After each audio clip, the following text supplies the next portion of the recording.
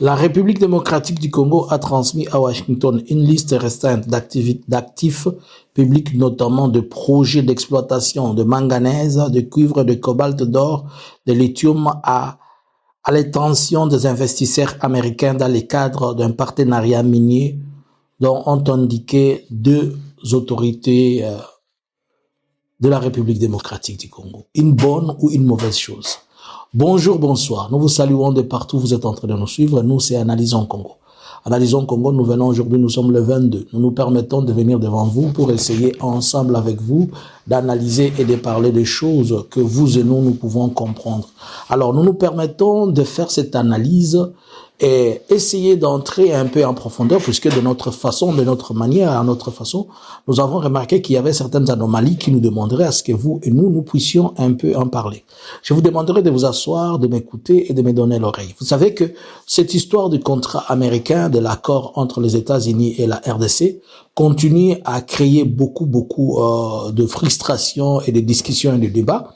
Et jusque-là, vous savez que c'est un contrat qui est en train de sombrer et en train de créer beaucoup de zizanie. J'ai ouï dire que un groupe des hommes de droit ou des associations de défense des droits de l'homme ont déposé au niveau de cours et tribunaux de la RDC la demande d'annulation de ces contrats avec les USA, puisque c'est un contrat qui brade la souveraineté de la République démocratique du Congo. Alors, asseyez-vous, donnez-moi quelques minutes, invitez quelqu'un, prends ton tasse de café, ton tasse de thé, like, abonne-toi. N'oublie pas d'aller aussi sur notre chaîne en Swahili, Eke Swahili, de t'abonner et ainsi, donc, nous allons parler. Alors, nous revenons à ce qui est dit. Il a été publié, cet article, ça a été publié par Reuters plutôt, qui est un site américain, qui parle de plusieurs choses, et il a diffusé, c'est à la date du 20 janvier que cet article est sorti.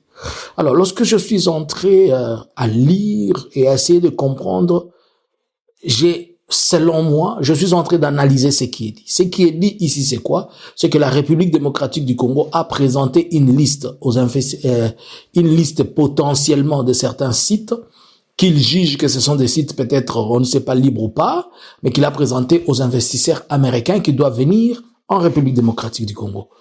Ça fait au moins une semaine que ça a été fait. Bon, on peut dire bonne ou mauvaise chose, cela dépend. Mais moi, je me suis posé une question. Est-ce que ce que la République démocratique du Congo a fait, je ne dis pas que c'est illégal, mais je me suis juste posé une question de savoir, est-ce que c'est logique? Pourquoi je me suis posé cette question? Et c'est de là où je veux que tu te mettes pour que tu analyses cette situation avec moi. La République démocratique du Congo, on sait qu'elle a signé un partenariat dans le cadre des accords de paix et des accords économiques avec les USA. Ça a été signé au mois de juin et ratifié et approuvé par le président au mois de décembre, le 4. Aujourd'hui, nous sommes en train de partir vers le deuxième mois depuis que ça a été fait. Mais la première question que je me suis posée, est-ce qu'il appartenait à la République démocratique du Congo de présenter une liste?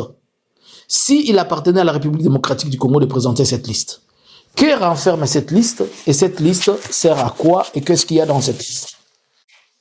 Alors, je vais me poser des questions et nous allons les répondre. Premièrement, dans le cadre d'un accord stratégique entre la RDC et les États-Unis, la RDC ne devrait pas présenter une liste de soi-disant entreprises, mais il devrait normalement se mettre en place une mission technique mixte RDC et les USA qui devrait normalement venir s'asseoir et explorer, discuter des questions liées à quoi? Liées à ces deals avec la RDC. Mais ici, la RDC, la phase qui devait être numéro 1, ça devait être une mission technique, visiter les terrains, vérifier. Qu'est-ce qu'on devait vérifier? On devait d'abord, les États-Unis doivent visiter les terrains où les choses doivent se faire. Ils doivent vérifier, passer à la vérification de ces sites-là, existentiels, ou de sites probablement proposés par la RDC. Il faut aussi passer à la vérification des documents juridiques. Est-ce que ces sites sont vraiment légaux, c'est-à-dire le gouvernement, dans les bonnes conditions, il remplit toute la paperasse. Il faudrait pas aussi oublier que ces réserves doivent être prouvées. On ne doit pas parler seulement de choses d'une manière absurde. Alors, vu que la RDC a transmis ces documents, le site, par exemple, je ne sais pas s'il a fait des bullet points, il a transmis. Il y a quelque chose de flou que moi je trouve dans ça. Et c'est pourquoi je suis en train de te demander que la première des choses, que la RDC ne devrait pas le faire, il devait le faire ensemble avec les ISA. Mais ici, les ISA n'est pas venu, c'est la RDC elle-même qui le fait. Deuxièmement, jusque-là, je vous avais parlé un jour, je vous ai posé la question, est-ce qu'on a déjà fait la cartographie? Est-ce qu'on sait quel est le site qui est potentiellement accordé, répondant aux besoins américains? Il n'y a pas de cartographie. Qui détient quoi? Par exemple, quand on pose la question qui détient quoi, nous savons que la majorité des sites dans le Katanga, c'est la GECAMIN qui est le patron de tout. Est-ce que ces sites-là qu'on est en train de proposer, on est en train de donner, sont-elles de la GECAMIN, sont-elles à la GECAMIN? Il faut pas oublier que aussi, à part la GECAMIN, la majorité des sites qui sont dans les Katanga, elles sont entre les mains de la Chine et pour de durée de 20 à 30 ans. Est-ce que maintenant, on a proposé aux USA des listes des sites qui appartiennent à la GECAMIN, qui appartiennent à la Chine, ou ils appartiennent seulement, l'État les avait et l'État devait leur donner? Et si l'État devait leur donner, les USA n'ont-ils pas signé pour avoir des sites grands? N'ont-ils pas signé pour quelque chose de si vaste qu'on commence maintenant à sélectionner? On prend ces sites ici, on prend ces sites ici, on prend ces sites. Qu'est-ce qui cache cette attitude? Je me suis posé la question et je me suis dit, vous vous rappelez de cette histoire dont nous avons fait des analyses et que j'ai fait une analyse hier sur PayService. PayService étant une entreprise américaine qui évolue dans le fintech, c'est-à-dire la technologie financière. Elle a acquisé la République démocratique du Congo au niveau des USA et il a demandé à la République démocratique du Congo de payer 4 milliards de dollars. Et dans ces accusations-là qu'elle a fait contre la République démocratique du Congo, elle est en train de montrer la corruption existentielle et la corruption la plus profonde au niveau surtout de banques. Et lui, comme une entreprise qui doit venir investir en RDC, qui a investi en RDC, il se retrouve avec ces problèmes. D'office, il communique aux autres, dit que non, la RDC, pour le moment, il y a à faire, mais les autorités ou le système qui est là n'est pas un système bon pour nous permettre de travailler ou nous permettre ceci et cela. Vous comprenez un peu?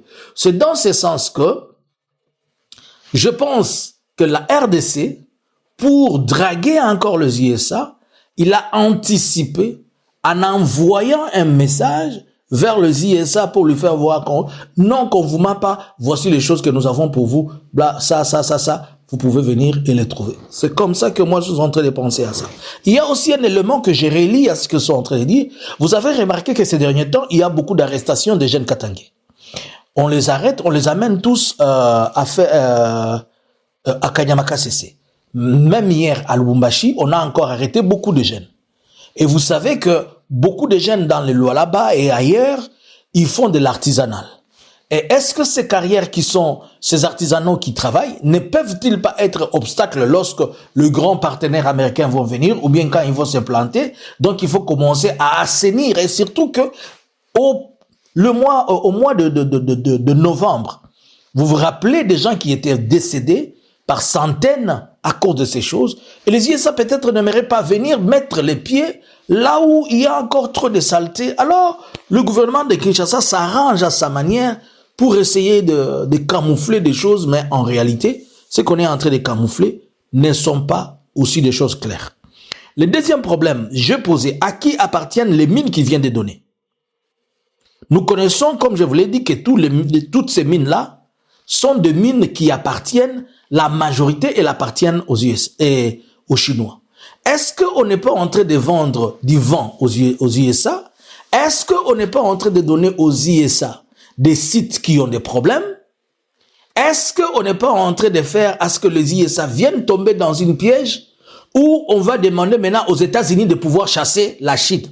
Alors que nous savons que le plus grand producteur du cobalt, le plus grand exportateur du cobalt et du cuivre dans le monde, un géant chinois, il est installé en République démocratique du Congo et tout marche très bien. Va-t-on lui ravir le contrat pour le donner aux USA? Ce sont des questions. Et toutes ces questions, c'est le gouvernement qui doit nous répondre. La quasi-totalité de mines, comme vous le savez, notamment celles du cuivre, du cobalt, de manganèse et lithium, sont soit appartenant à la Gécamine, elles sont soit jointes entre la Gécamine et la Chine. C'est ce que j'étais en train de vous dire. Et que ça demande vraiment un peu plus de lumière pour que les gens essaient de comprendre un peu. Alors, moi, je suis en face de 3 hypothèses. Première hypothèse, je vous ai dit, par exemple, ce sont des sites hypothétiques. Ça n'existe pas. Et on veut mentir. Bon, on va me dire qu'on ne peut pas faire ça. Mais Félix l'avait fait au président de l'Afrique du Sud. Ramaphosa, on lui a vendu des sites hypothétiques qui n'existaient pas. C'est pourquoi il avait envoyé les militaires au Katanga et après, quand il a trouvé qu'on était en train de les mentir, il a récupéré les militaires. Bon, ce sont des sites déjà sous contrat, comme je vous l'ai dit, où ça existe pour quelqu'un, on va venir lui ravir ou je ne sais pas, ça va créer des problèmes judiciaires ou des problèmes de poursuite, ou ce sont des sites qui existent mais qui ont des risques de conflits. Ils peuvent être là, mais il y a des conflits, ou ce soit des sites qui appartiennent directement à la Gécamine. Mais on a vu dans ce que Reuters a reporté, la Gécamine ne figure pas à la table de gens qui doivent aller négocier et discuter de ces carrières qu'on est en train de remettre aux États-Unis, sachant que la Gécamine, elle est le patron de tout ce qui est en train de se passer dans le domaine de minerais. Bon. Je suis en train de me poser beaucoup de questions. Premièrement, jusqu'à présent, ce que le gouvernement de Kinshasa est en train de faire, c'est illégal. Il n'y a aucune loi qui couvre que cet accord de Washington. Cet accord de Washington est resté, comme Donald Trump aussi ne l'a pas présenté à son Parlement, bon, la loi de chez lui l'autorise, il peut signer, ça va se faire comme ça. Mais la loi de la République démocratique du Congo demande à ce que ça passe d'abord au Parlement pour que ça soit ratifié et qu'une loi puisse la couvrir. Mais jusque-là, le président Félix a du mal, puisqu'il s'est rendu compte de ce que Kaykwamba avait dit, qu'ils ont signé l'accord de paix par contrainte. Ils ont signé cet accord par contrainte, et ayant signé cet accord par contrainte, ils sont en train de se poser des questions et en train de se dire, ça va marcher, la population va le prendre comment?